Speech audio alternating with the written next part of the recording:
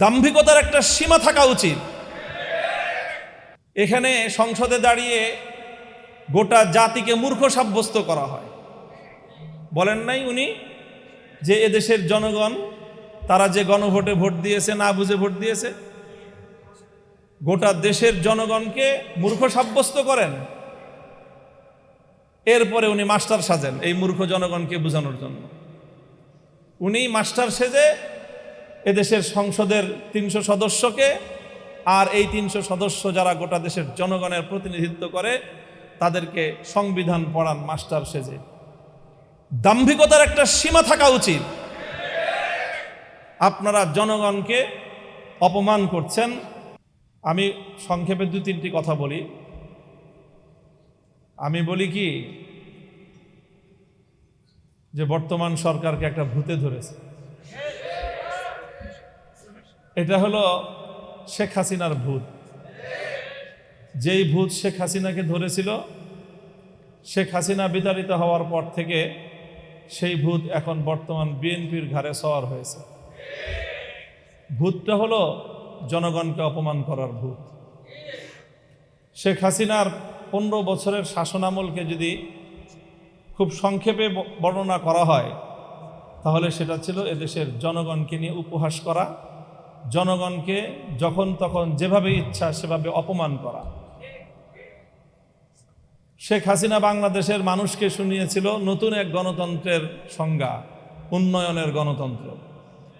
জনগণের মতামত লাগবে না, তিনি পদ্মা সেতু আর মেট্রো রেল দিয়ে গণতন্ত্র বাস্তবায়ন করেছিলেন। এভাবে সর্বশেষ শেখ হাসিনার পতনের কফিনে সর্বশেষ যে ব্রেকটা ঠুকেছিল সেটাও ছিল জনগণকে অপমান করার এক ভয়াবহ বিভৎস দৃষ্টান্ত। বলেছিল বাংলাদেশের 4 কোটি ছাত্র জনতাকে রাজাকারের নাতিপুতি। ভুলে যাওয়ার কথা নয়, আমার দেশের আত্মমর্যাদা সম্পন্ন 4 কোটি ছাত্র জনতা সেদিন রাতের অন্ধকারে বেরিয়ে এসে বলেছিল আমি কে তুমি কে। এত তাড়াতাড়ি ভুলে গেলেন জনগণকে অপমান করার পরিণাম।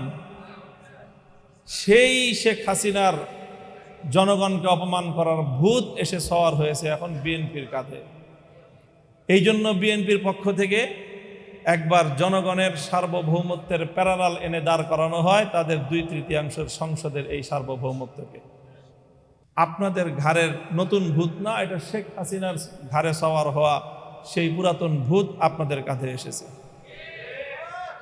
আল্লামা সাঈদী রহমতুল্লাহ আলাইহির একটা খুব আলোচিত দৃষ্টান্তর কথা বলে আলোচনা শেষ করছি। ওই যে একটা আপনার বন্টনের গল্প শুনিয়েছিলেন না, যে সিংহ, গাধা আর শৃগাল মিলে একটা শিকার করেছে। এরপরে সিংহ বলেছে এখন তো শিকার করলাম গরু, হরিণ আর খরগোশ, এখন 3 জন মিলে শিকার করেছি, বন্টন না করে তো খাওয়াটা এটা বেইনসাফি দেখায়, কাজেই একটা পদ্ধতি অনুযায়ী তুমি বন্টন করো। গাধাকে বন্টন করতে দিল, গাধা বন্টন করলো আপনি বড়, আপনি গরুটা খান, আমি মাঝারো, আমি হরিণটা খাই, আর ওই পাতি শিয়াল ও ছোট ও খরগোশটা খাক।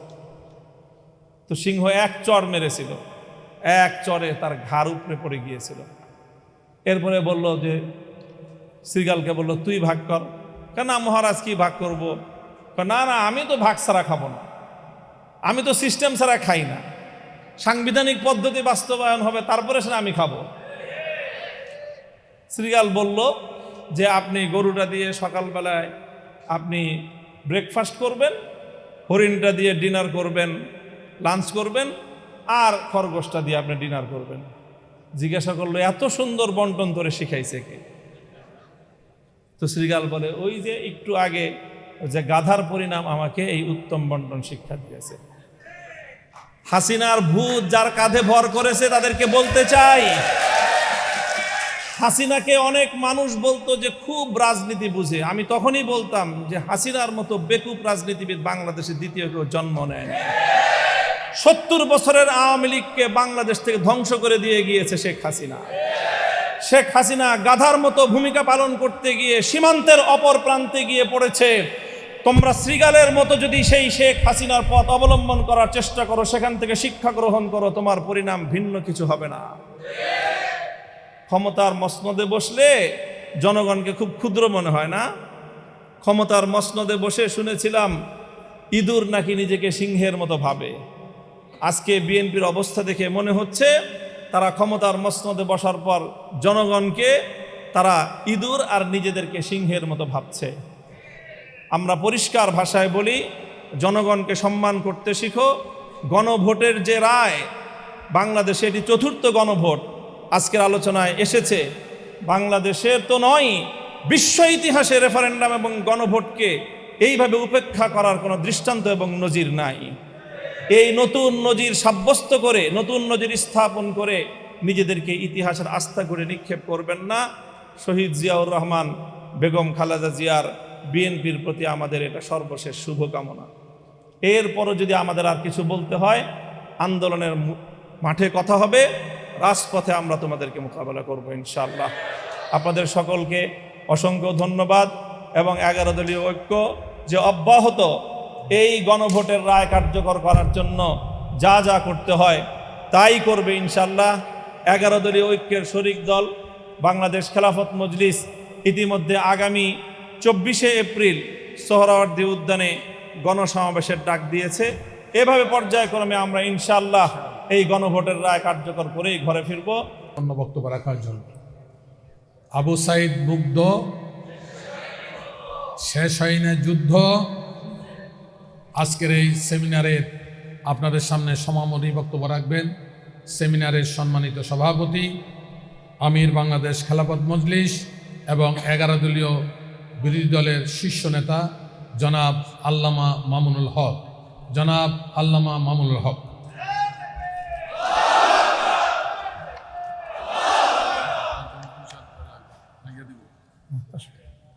আসসালামু আলাইকুম ওয়া রাহমাতুল্লাহ।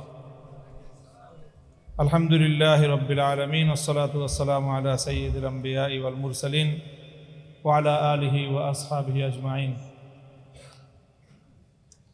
11 দলীয় ঐক্যের পক্ষ থেকে আয়োজিত গণভোটের রায়ের বিরুদ্ধে সরকার সংকটের মুখোমুখি বাংলাদেশ অর্থাৎ শীর্ষক আজকের এই সেমিনারে উপস্থিত সম্মানিত নেতৃবৃন্দ, উপস্থিত সম্মানিত সুধী, এতক্ষণ পর্যন্ত আপনারা 11 দলীয় ঐক্যের শীর্ষ নেতৃবৃন্দ সহ অন্যান্য আলোচকদের কাছ থেকে বর্তমান বাংলাদেশের সংকটের মূল উৎস কোথায় এবং সেই সংকটের সমাধানের পথ কি, এই বিষয়ে অত্যন্ত গুরুত্বপূর্ণ আলোচনা শুনেছেন।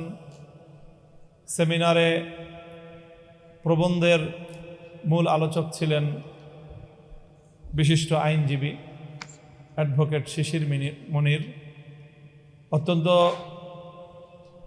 স্পষ্টভাবে সমস্যার গোড়া চিহ্নিত করেছেন।